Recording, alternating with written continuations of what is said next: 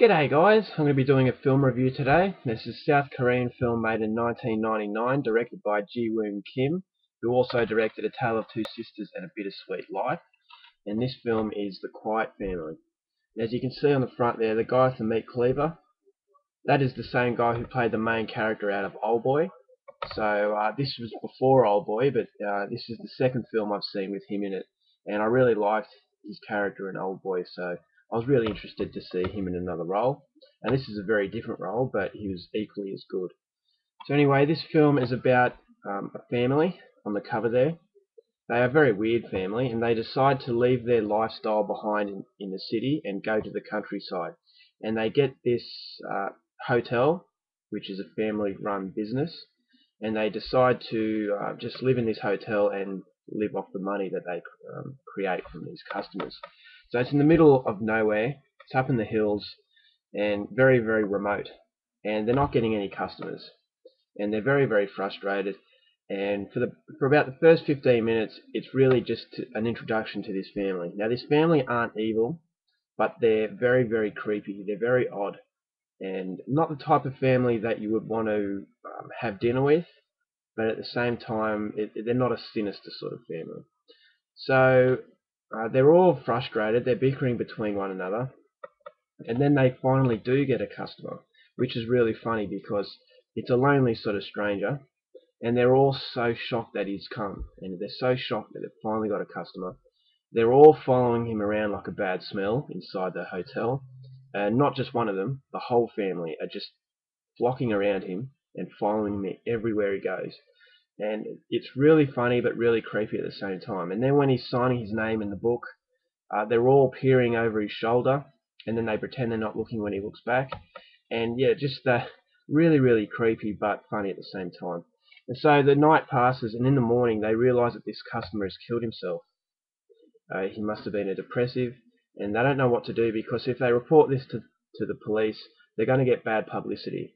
So to avoid bad publicity, they decide to bury his body in the woods, and hopefully no one will be looking for him. No one will notice that he's gone. So they bury him, and they're all paranoid about what they've just done, but they've got to get on with life. So the next day, a couple come, and it seems that because they've buried this body in the woods, luck is not on their side, and now they're getting more and more people, and bad luck happens even more, which results in even more people dying. And they're not murdered, but it's just a really unfortunate set of circumstances that results in these bodies. They're just dying. So they continue to bury these bodies in the woods, and as the movie goes on and the body count rises, there's some suspicion. The police come in, they're involved, they're looking for these missing people, and they've got to make it look like that they don't have any idea of what's going on. And then one thing leads to another, and they have to take the bodies from the woods and bring them back inside the hotel. So I'm not going to tell you why. That's something I don't want to spoil. And that's as far as I go with the story. So it's just really a comedy of errors. Something that wasn't a sinister sort of idea. It was the wrong thing to do. But it just snowballs into something much bigger, and they're way out of their depth. They're in over their heads, and it's just really funny how they cope with these problems, because this family really do not cope with their problems well. Now, I haven't had this much fun in a film in a long time. Now, this was a blind buy. I heard nothing about it, which is surprising. It had a few familiar faces, so I got this from the shelf in the shops. I thought, why not? I'll give this a go. There's something in this one for everyone. If you're into the gore, there is a little bit of violence in it. It's not graphic violence because it's only rated M15 recommended. So there's enough blood to keep you interested, but it's really the story that will get you going. And if you're into the more milder kind of horror, definitely check this one out, because it is a very mild horror, but it's a very, very dark comedy. So it treads the fine line between horror and comedy, which is really good, because I really enjoyed this film, and I'm sure a lot of you out there will. Now, I really like the family. The family are really, really likable. You're not disturbed by them, or you're disturbed by some of their attitudes and what they do. But in the end, they are a likable family. Now, the guy with the pick, each family member have their own sort of unique personality. The guy with the pick, he is the brother. He's pretty young and he's pretty insane. He laughs at very inappropriate moments, and his laugh is very, very funny, very contagious.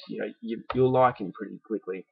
And he comes across as a tough guy, but when he gets into fights, he squeals like a girl. So that was really funny too. And then we've got the two daughters.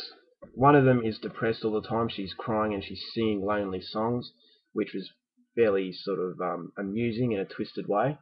And then the younger daughter is just a spoilt brat. Then we've got the two parents who are just as insane as one another, who were pretty funny because they were incompetent. They were very not highly intelligent, to put it into simple words. And the guy who plays the uncle, the guy from Old Boy, he is kind of a perverted sort of creep, but at the same time likable. So all the family members are likable. The acting in the film was just incredible, and the way the director uses the camera. Now I don't know, maybe South Korean directors are born with a gift of being able to use a camera, because in all these films that I've seen, Tale of Two Sisters, Old Boy, Thirst, all of those films had great cinematography. The camera was used to perfection, and this one's no different. Now, I'm yet to see a bad South Korean film. I'm sure bad South Korean films exist, but I'm yet to see one. And so I went into this one with high expectations based on the other South Korean films I've seen. And to show you how good it is, this one lived up to expectation and can be put into the same sort of class as the films I've just mentioned. Very, very good film.